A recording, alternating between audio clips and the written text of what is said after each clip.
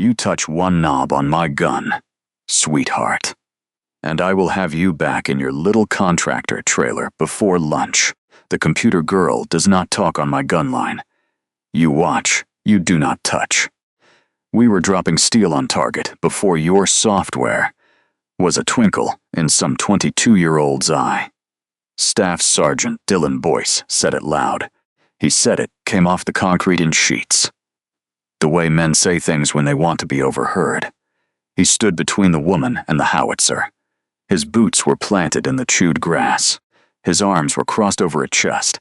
His arms were crossed over a chest that had spent 31 years learning to take up room. His crew laughed because he wanted them to. The gun behind him sat low and wide on its splayed legs. It had a 155mm tube angled up into a hard June sky. The woman set her hard case down in the dirt and said nothing. She was somewhere past 40. She wore a plain green coverall with no markings. A contractor visitor badge was clipped at her chest. It was the kind the gate handed out to anyone who did not belong. Her hair was pulled back tight and pale under ball cap. She did not look at the laughing crew. Her eyes went to the gun's display unit first. Then they went down the length of the tube to read its lay. Finally, she looked at the aiming posts, staked out forward. Only when she had read all of it did her eyes come back to Boyce's face. She had been mocked on better ground than this. She let the words land and go nowhere. It was like the way a berm lets a round bury itself and go quiet. There was a science to standing still while a man performed for his crew. It came off the concrete in sheets. She had learned it in places where moving wrong got people killed, and she had never unlearned it. You let your weight settle. You let your face go to the neutral, nothing of someone reading a manual. You let the loud man fill the silence he was so afraid of. The silence belonged to you, and the noise belonged to him. Noise was cheap. 43 pounds of gear she had carried up worse hills than this had taught her. That words weighed nothing at all. "Do you hear me, clipboard?" Boyce said. "I heard you, Sergeant. 3 words. He waited for more, but there were not any. He decided he had won and turned back to his crew. The range stretched out around them under the white morning heat. 6 howitzers were laid out in a long row. They were evenly spaced. Each had a crew of 8, stripped to brown T-shirts and sweat. Behind the guns sat the ammunition point. The rounds were stacked and watched. Forward of the guns, the ground fell away for miles toward the impact area. The heat was shivering off it. To the left rose the fire direction tent where the math happened. Above all of it stood the range tower, a square eye on stilts. This was certification week. Captain Miles Hartung had said it twice at the morning brief. He said it. In case anyone had slept through how much it mattered, pass the gunnery certification, and the battery deployed on schedule. Fail it, and somebody's career got a new and shorter shape. The new digital full fire control system was the wild card. These were the boxes bolted to each gun. They took a call for fire and turned it into numbers the crews could shoot. The contractor was here to babysit the boxes. That was the story the Gunline had been told. The Gunline believed it the way it believed the sun was hot. Down at Gun 4, a crew dry ran a lay. They traversed the tube onto a practice azimuth. The woman crouched by her case, opened it halfway, and went still. Her eyes had caught the display. On the display, the deflection read off. Not by much, just by a hair. It was the kind of hair that turned into 100 meters at the far end of the range. She did not say anything. Boyce never noticed her notice. He was telling the crew a story about a colonel he had once corrected. The new digital fire control system was the wild card, and the Gunline did not love it. Older crews had spent, wasn't a years it, had spent 20 years laying guns by aiming circle and gunner's quadrant. They used the gun book in a section chief's pocket. Now there were screens. And the screens belonged to people like the contractor. That was reason enough to resent her before she said a word. Boyce had built his whole standing on being the man who did not need the screen. A woman who arrived to tend the screens was to him a small insult the army had mailed to his gun. He intended to mail it back. 26 years of standing near guns had taught Master Sergeant Gideon Fry than taught wait to watch hands and feet more than mouths. He was the battalion master gunner. He had drifted up the line with a clipboard of his own, and no reason anyone could see. He had watched the contractor arrive an hour ago. He had watched the way she walked the line first. She did not walk toward her gear, but along the row. She was counting gun intervals and the arc of the ammo point. She counted the one clear path a person would take off the position if a round cooked off in a tube. People who sold software did not arrive on a gun line and instinctively find the misfire fallback route. People who had been shot at near a gun did. Fry said nothing. He filed it the way he filed everything, in a place that did not forget. Boyce finished his story. He turned his back on the contractor. He told his crew flat that the computer girl was not to touch his howitzer. She was not to lean on it or breathe on the breech. If the box gave them trouble, they would call her over to fix it, like you would call a plumber. Otherwise, she could sit on the berm and watch real soldiers work. Behind him, unhurried, the woman took a small green notebook from her chest pocket. She wrote a single line in it. She underlined the line once. The heat came off the concrete in sheets. Then she closed the notebook and looked out at the impact area, where the heat shimmered over the ground. She seemed to be reading it like a page. The first fire mission of certification week came down 40 minutes later, and it came down hot. The Fire Direction Center passed the data.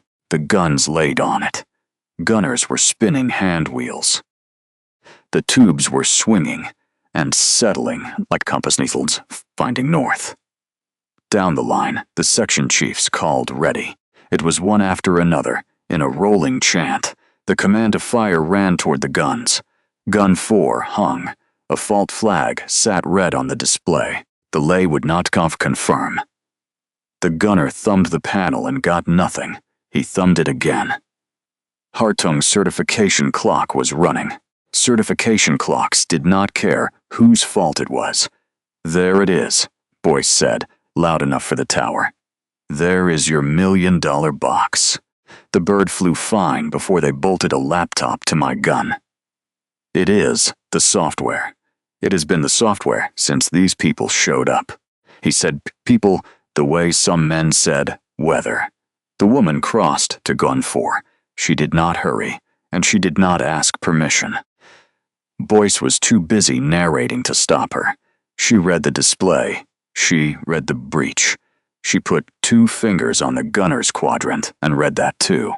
Then she leaned in behind the gunner's panel, where the cable's seated, and she found it. Your data cable's backed out 1/4 inch, she said to the gunner. Not to Boyce. That is your fault flag. And your quadrant is set against a met correction that is 2 hours stale. She said the corrected deflection and the corrected quadrant allowed to the 10th without looking anything up. Seat the cable. Relay on those. You are good. The gunner seated the cable. He relayed on her numbers. The gun confirmed. Green, 60 seconds. 1 cable, 1 number. She did not raise her voice, and she did not look at the man who had. The gunner glanced at her once. It was the way a young soldier glances at someone who has just made his worst morning easy. She was already turning away. There was nothing in her face to glance back at. She had given him the answer the way a person hands back a dropped glove. She did it without making him hold it, and without making it a thing he owed her for.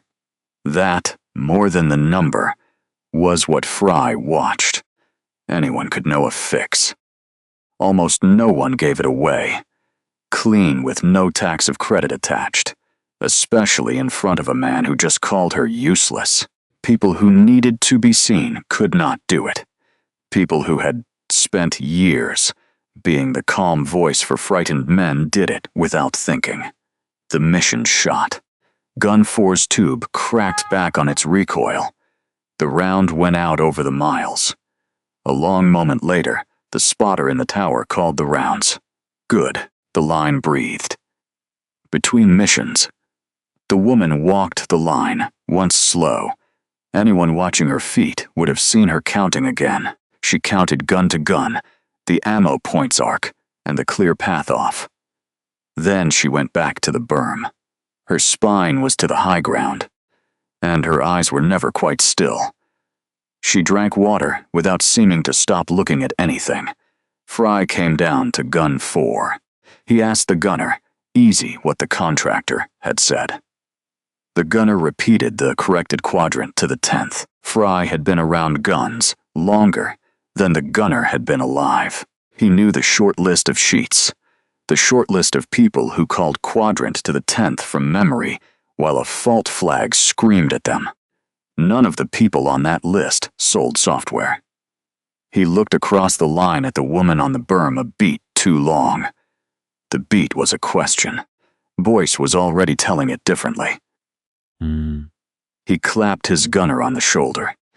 He announced, Anspel to anyone listening, that his boy had chased down the gremlin and the gun was back up, that you just had to know your equipment, and that the section ran tight. He took the fix and wore it like it was his. It was a small theft, the kind that costs nothing and means everything. The gunner knew the truth, and the gunner said nothing. He had to live on Boyce's gun for another 11 months, and the contractor would be gone by Friday. That was the arithmetic of a bad section chief. He mopped the concrete in sheets, expensive to be honest and cheap to go along. Over time, the going along became the weather, and the weather became the section. Hargrove had seen batteries lost that way, without a single round ever leaving a tube wrong. She-heads, the concrete in sheets. She had certified some of them as unfit and watched commanders argue with her about it. She had never once changed a number to make an argument shorter. The woman let him. She was already writing the next line in the green notebook. By the second day, the Gunline had a name for her. The name was Clipboard. Spoyth haunted in Heil, and the candid them the framing, and the crews took it up the way crews take up a cadence. She was left off the huddle when the safety brief went around. The men's shoulders closed into a circle that had no gap for her. Mint. She was talked over at the fire direction tent when she tried to flag a charge discrepancy. A young soldier raised his voice flat through hers until she stopped. Someone moved her hard case 6 feet to the left without asking, just to move it. A photo went around the section's phones. It showed. The contract apper crouched at her box with her head down. It had a caption that got a lot of laughing replies. There is a particular cruelty that bored, capable men reach for when they have decided someone is beneath them. It is not loud. It is 100 small subtractions. It is a coffee run that skips 1 cup. It is a question answered to the man standing next to her. It is a laugh that stops a half-second too late when she walks up. She knows it was about her without anyone ever having to own it. By the second afternoon, the Gunline had subconcrete and sheets. The Gunline had subtracted her down to furniture. The worst of it was how ordinary they made it look. It felt to them like nothing at all. She gave none of it back. She wrote things down. Private First Class Caleb Mott was 20 years old. He was the lowest man on Gun 4. He had been raised by a grandmother who would have skinned him for the photo. In the dead heat of the afternoon, at the ammo point, when no one was looking, he brought the contractor a cold bottle of water. He set it down by her case and said quietly that it was a hot one. Boyce was looking. Boyce was always looking. He called Mott over. He told him, not quietly, that the contractor did not need a babysitter. The section did not need to look soft. The next time Mott felt like making friends with the help, he could do it on his own time and not on Boyce's gun. Mott said, "Yes, Sergeant." He went back to the rounds, "I wanted Sant," and did not look at the woman again. But his jaw was set wrong the rest of the day. It was like something in him had been asked to fold and had not quite folded. He was new enough to still believe the army was the thing the recruiter had described. Came off the concrete and sheets. He was old enough already to feel the gap between that and a section chief who threw a stranger's water away to prove a point. He did not have the words for it. He had a feeling in his chest, like a splinter you cannot find. He felt a grandmother's voice somewhere under it. It told him that how you treat the person who cannot do anything back to you is the whole measure of a man. He kept his head down and stacked his rounds, and the splinter stayed. The woman drank the water. She wrote down the time and what Boyce had said, and to whom. She did not do it the way a hurt person keeps a grievance. She did it the way an evaluator keeps a record. She noted names, times, the missed safety brief, and the moved case. She noted the charge discrepancy nobody would let her flag. The audience watching her hand move would have read pain in it. It was something colder and far more patient than pain. A cannoneer, off gun 3, drifted by and asked her a question. He grinned at his buddies. And asked whether her little computer could even survive a real fire mission. He asked if it would cry and reboot the first time a 155 went off next to it. She answered him in numbers. She gave the time of flight on the mission they just shot, and the smacks or Zeit the round-a-gound had climbed to. She gave the safe separation gun 3 owed gun 4, when both were in action. Gun 3 had been shading it by a few meters all morning. Her voice was flat and exact with no heat in it. Then she capped her water and walked back to the berm. The cannoneer's grin went uncertain, and he stopped asking. At the far end of the line, Boyce laughed at something. The sound carried over the guns. The woman closed the notebook. On the third day, a gunline stopped being a place that mocked her. It started being a place that filed paper on her. It began with a misfire. A misfire is the one thing on a gunline that nobody laughs through. A misfire is a live round sitting in a hot tube that did not go where it was told. It is the moment the gun stops being a tool and becomes a question with a bad temper. The only answer to the question is patience. It is a long, careful, by the numbers wait while a tube cools and a crew does the cold drill exactly right. Doing it wrong is how a section loses fingers, or worse. Every man on a gun line carries a private list of the misfires he has seen. Some of the lists have names on them. Gun 4 took the data, laid, and loaded. On the command to fire, the howitzer sat silent. A live round in a hot tube and no bang. The line went rigid. They started misfire procedures. The wait and the careful cold drill began. Every man on gun 4 was sweating through more than the heat. Boyce ran it loud and fast and by the book. The instant the gun was safe, and the round accounted for, he stood up. Ty told the tower the cause before anyone had asked him for one. The contractor's box fed my gun a bad solution. I want that on the record. I have got a live round that did not fire because somebody's beta software pushed numbers my gun could not shoot. That is a safety issue. That is her. The woman was at the display, and the display told her the truth. The truth was not the box. The box had fed correct data. She could see the whole chain on the log. She saw the call for fire, the solution, the charge, and the time the lanyard was pulled. Boyce's crew had set a quadrant against an uncorrected charge. They skipped. A check to make the time, hack to look fast for the tower. The gun had not fired because the firing data and the powder did not agree.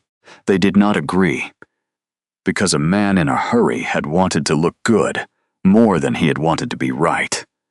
She read every number of it in her head. She said none of them aloud. Not yet. There was a version of this morning where she stepped forward, badge or no badge.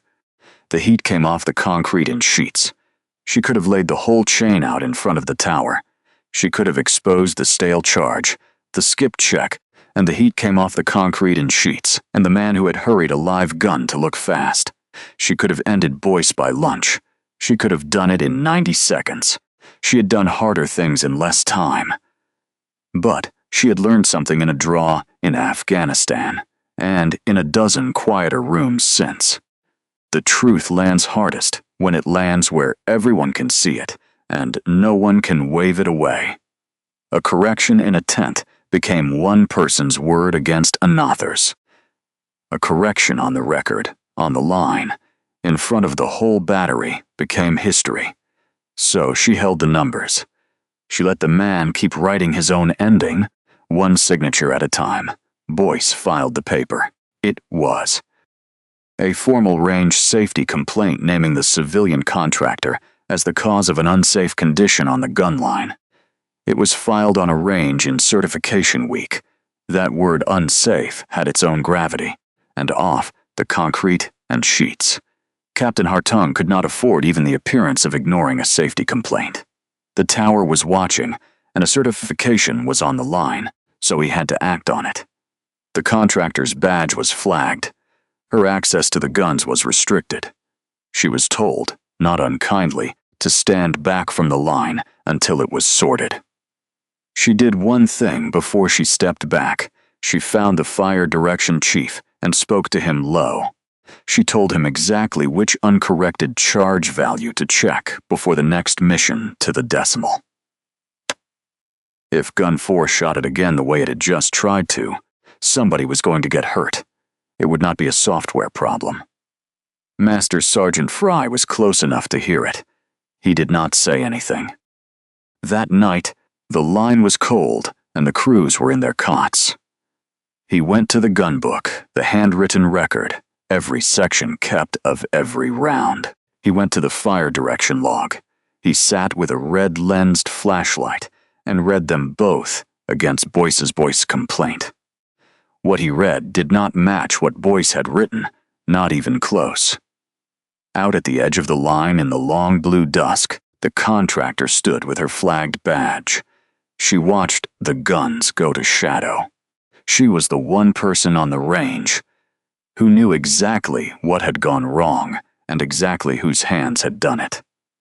She had been ordered to be silent, and she let the order stand. She had her reasons. They had a shape, and the shape was a day on the calendar that had not come yet. Fry found her at the ammunition point after full dark. The stacked rounds gave off the day's heat like stones around a fire. He did not ask her name. He had learned a long time ago that names were the last thing people like her gave up. "I pulled the logs," he said. "The box did not feed that bad solution. Your numbers were clean." His crew set a stale charge and skipped a check to beat the clock. Then he wrote it up as you. He let that sit. "I have been watching how you read a gun for 3 days. You do not read a gun like somebody who writes the manual. You read it like somebody who shot one with people trying to kill her at the same time." He paused. "So where did you really learn it?" She looked at him for a while. The rounds ticked as they cooled. "A round," she said. "A round." Fry repeated and almost smiled. "I came off the concrete and sheets. I had a contractor tell me last year he could not find the breach without a diagram. You found a backed-out data cable behind a panel in the dark. You did it blind by feel while a man screamed. It was your fault. You called quadrant to the 10th off a stale met you had never seen logged." He let the rounds tick. "I have known exactly 2 kinds of people who do that. There are the ones who write the gunnery tables. Sheaths. Then, there are the ones who have shot a gun with their own grid under the rounds, and live to be careful about it forever after. He looked at her and said she was not the first kind. She did not answer that either. But she did not walk away. A woman with a clean conscience and an ordinary job would have walked away an hour ago. It was not a yes. It was not a no. He had been told no by experts. This was not that. He nodded slowly like a man who has found the edge of something large in the dark and decided to be careful where he steps. The next morning, Fry went to Boyce away from the cruise.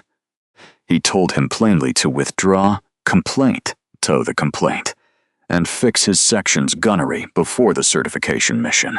He told him the contractor was not what he thought she was. The day Boyce found out the hard way was a day he would spend the rest of his career trying to live down. Boyce heard a threat to his pride, which was the only frequency he received on. He laughed. He told 2 of his soldiers afterward that the master gunner had gone soft for the computer girl. He said, maybe the old man liked the way Clipboard filled out a coverall. The soldiers laughed because he wanted them to. One of them, Mott, did not. The woman passed down the line on some errand, with the flag on her badge still allowed. A sight cover slipped off the muzzle of gun 2 as she came abreast of it. She caught it, one-handed, without looking and without breaking stride. She seated it back over the optic, the way you would settle a hat on a child, and kept walking. The 2 non-commissioned officers arguing over a charge table by the fire directions center. Tent stopped arguing. She recited the table to them, cold. Sealed E, seats. She settled their dispute in a sentence and told them the safe separation they were both about to get wrong. The fire directions chief watched her back as she walked away and forgot for a second what he had been about to say.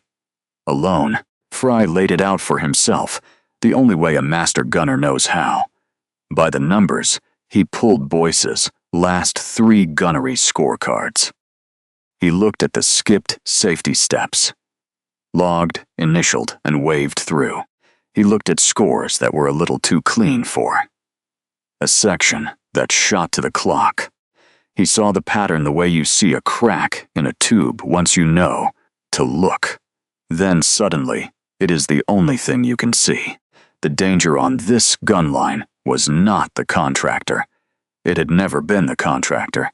It was the section chief, who kept shooting to the hack instead of the data. The heat came off the concrete in sheets. He had been getting away with it because his scores looked good on paper and his voice was the loudest one near the gun. Fry stood at the gun book in the dark. He said a word out loud that he had not said in 15 years. He said it the way you say a name you read on a wall. He said, fire. He almost did not believe his own mouth. That night alone in the contractor billet, the cover came off.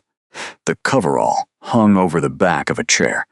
The visitor badge lay face down on the desk, where she had set it like a card she was done playing. In its place, she had taken out the identification she had shown no one on that range. She was Lieutenant Colonel Melissa Hargrove, United States Army Field Artillery Division. Artillery Fire Support Coordinator. The heat came off the concrete in sheets. She was the officer the division sent when it needed to know whether a battery was fit to put steel near friendly troops. She was the evaluator, whose signature on a certification meant safe. Her refusal meant a unit did not deploy until it earned the word. She sat with it a while. She thought about the day the rest of it had been decided. It was the way she let herself think, only when there was no one to study but herself. It was June 2011, on a ridgeline she could still draw from memory. A rifle platoon was pinned in a draw. The enemy was closing inside the range where her own artillery became a coin flip. It was danger close. The rounds that saved you were the same rounds that could kill you. The only thing between the two was arithmetic and nerve. She had been a captain then, a forward observer, and the voice on the net the guns trusted. The platoon leader's voice. The platoon leader's voice had cracked her if there was anything she could do. She had looked at the map and the closing assault. She had done the math no one wants to do and called fires onto her own grid. Corporal Silas Rowe had been 22 years old. He was her radio telephone operator, kneeling close enough to touch. He held the handset steady because his hands did not shake, even when the rest of the world did. She had counted the time of flight out loud for him, for the platoon, and for herself. It was the way she counted everything that mattered. She did it so that the men around her, so that the manor would have something steady to hold in the seconds while death was in the air and undecided. She remembered the weight of the decisions more than the noise of it. People thought the hard part was the fear, but it was not. The hard part was the arithmetic. It was knowing exactly to the meter how close was too close. Then it was choosing a number that was almost too close, because almost was the only door left open.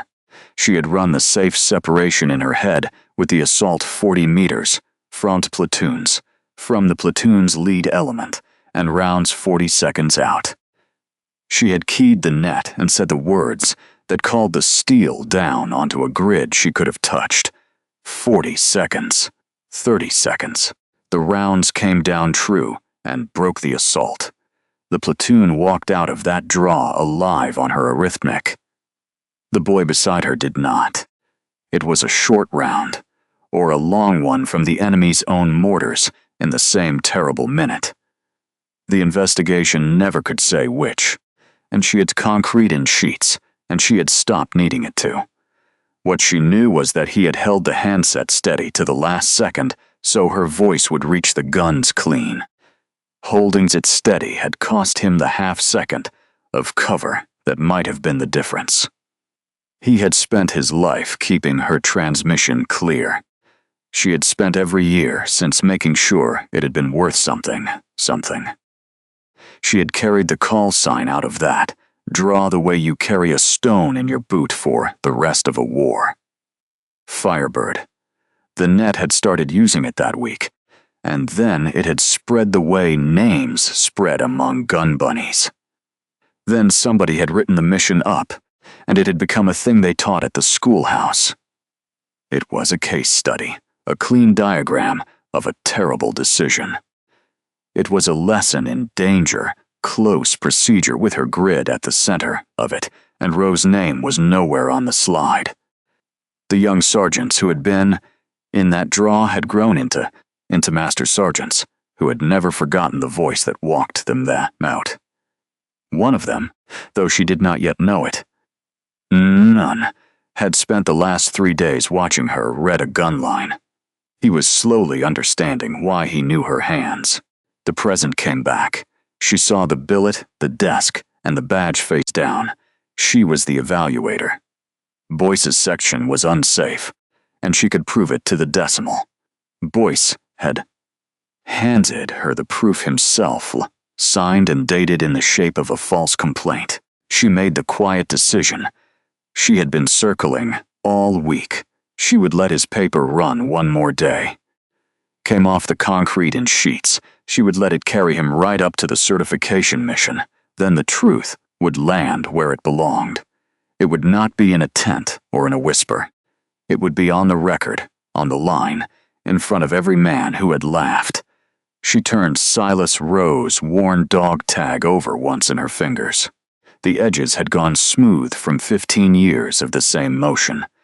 She set it down. Then she powered up the fire control box.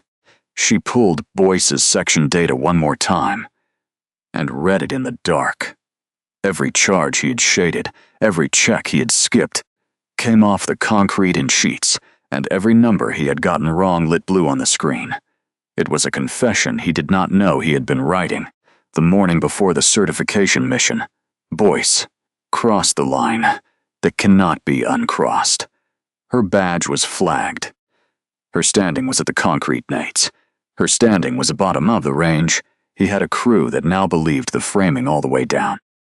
He had a cert of concrete in sheets. He had a certification the next morning that he wanted to walk into without the contractor anywhere near his gun. He did not want her to contradict whatever he planned to say.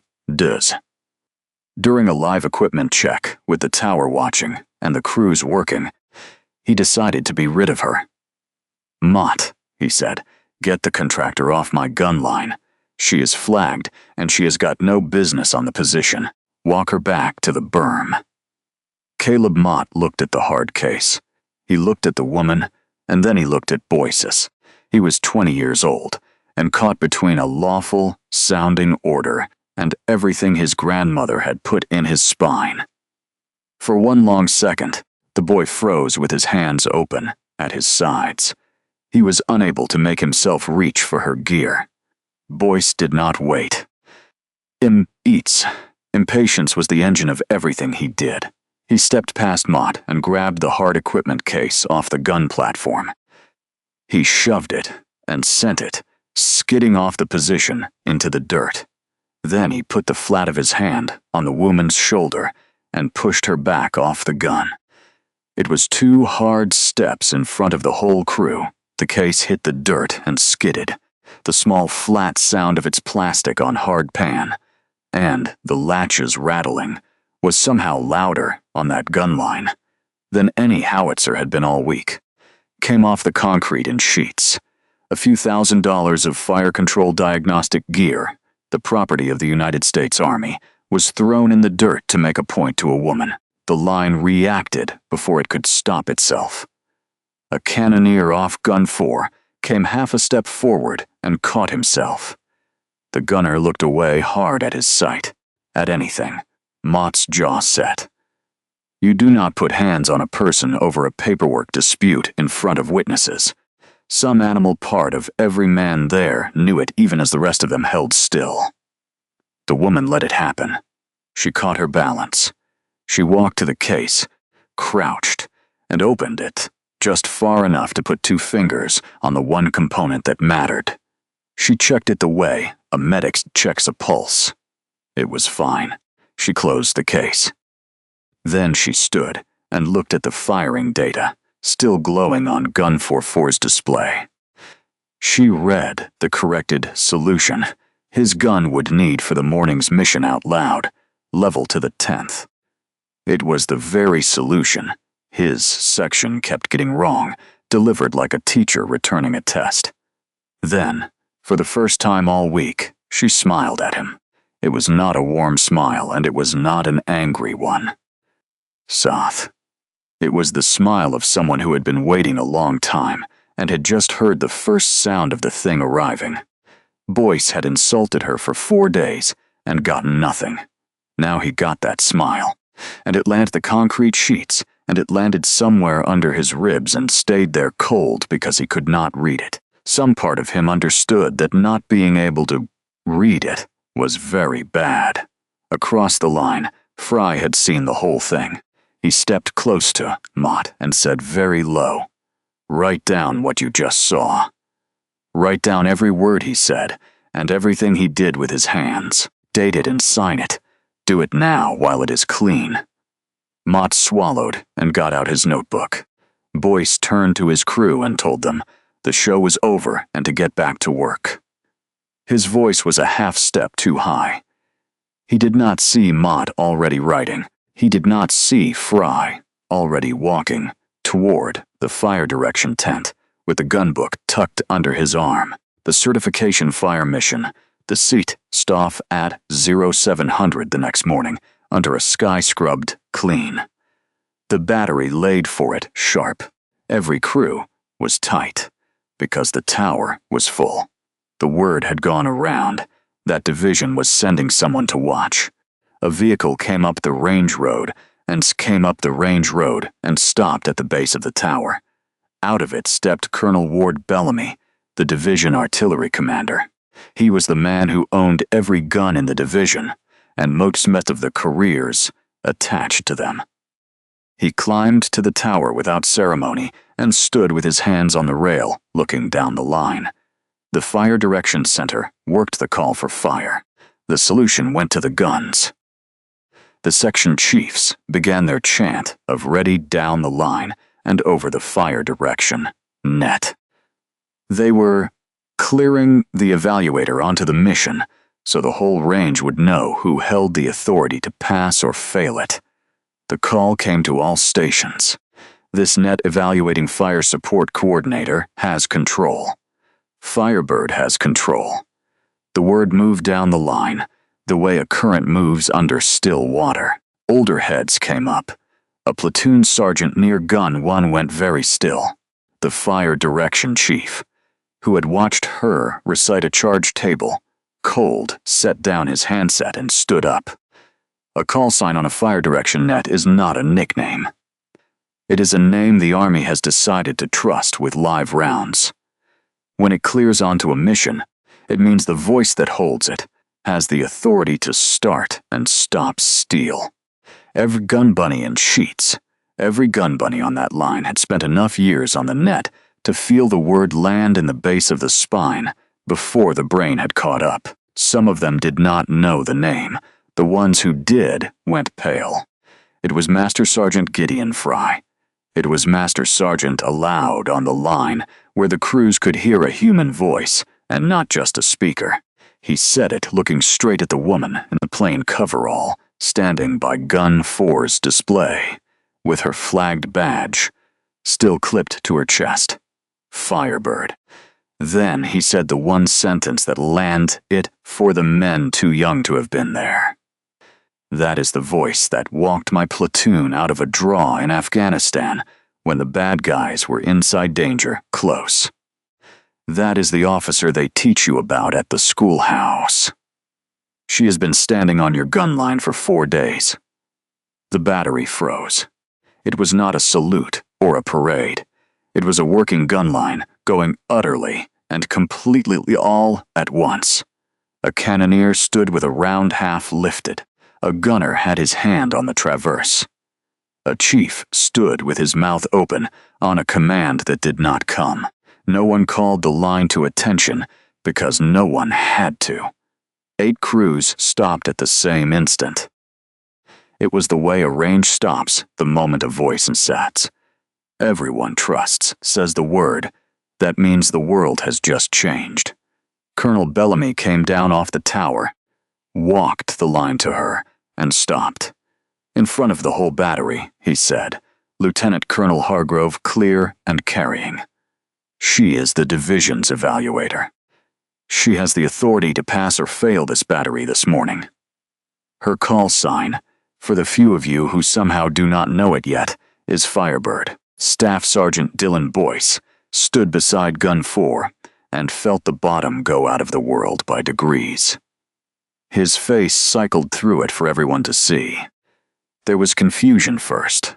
The contractor, clipboard, the computer girl, and the colonel was calling her what? Then there was disbelief, a small disbelieving shake of the head. That was not possible. She could not be. Then came recognition. The schoolhouse slide was swimming up out of some long-ago classroom. He remembered the grid, the diagram, and the name on the case study he had half slept through. Firebird. That Firebird. Then came horror. It was full, cold, and complete, as every single thing he had done in 4 days arranged itself in front of him in a neat and damning row. He remembered the mockery, the freeze-out, and the signed false safety complaint. He remembered his hand on her shoulder and the shove. He had filed paper on, put hands on, pushed off sheets, and pushed off his gun line the most decorated fire supporter most of these men would ever stand within 10 feet of. She was the woman whose signature decided whether his battery deployed at all. He had told a 4-day story about who was real on this gun line and who was furniture. Came off the concrete and sheets. The story had just been read back to him in front of every man he had told it to, with the ending he had written himself. There was no crew to perform in sheets. There was no crew to perform, and now they were all looking at him the way you look at a man who has stepped off a roof and has not finished falling. The loudest voice on the line had nothing to fill the silence with. The silence at last belonged entirely to her. "Safe your gun, Sergeant," she said. Level. 3 words. He safed his gun. Lieutenant Colonel Melissa Hargrove walked to the hard case. Boyce had shoved into the dirt the day before. She picked it up. She set it back on Gun 4's platform where it belonged. She read the corrected firing solution one more time out loud to the 10th. This time, every crew on the line wrote it down. The truth landed on the record at the speed of paper, which is slow, and then all at once. Boyce's safety complaint died the moment it met the documents. It met the gun book in Fry's careful hand and the fire direction log. It met the corrected solutions Hargrove had called aloud, which a dozen soldiers had heard. It met Mott's signed and dated statement of the shove, and Fry's review of 3 gunnery scorecards. It all said the same thing, and the thing it said was the opposite of what Boyce had written. The false report became the best evidence against the man who had filed it. Once the investigators pulled that thread, the rest came with it. They found the skipped safety steps logged and initialed. They found the scores a little too clean for a section that shot to the hack. They uncovered a pattern months deep of shooting to the clock and writing it up pretty. They found a senior who had been waving the sources card through because a sharp-looking section made him look good, too. That came apart in a week. Boyce was relieved on the spot. He faced charges for the false official statement and for laying hands on Hargrove. It was the rare conduct that earns the full weight, because some lines are bright for a reason. He did not go quietly in his own head. Men like Boyce rarely do. To the last, he half believed he was the one who had been wronged. He believed the rules had been changed on him. He thought came off the concreted colonel. The computer girl was a colonel, and how was he supposed to know? But the gun book did not care what he believed, and the log did not care.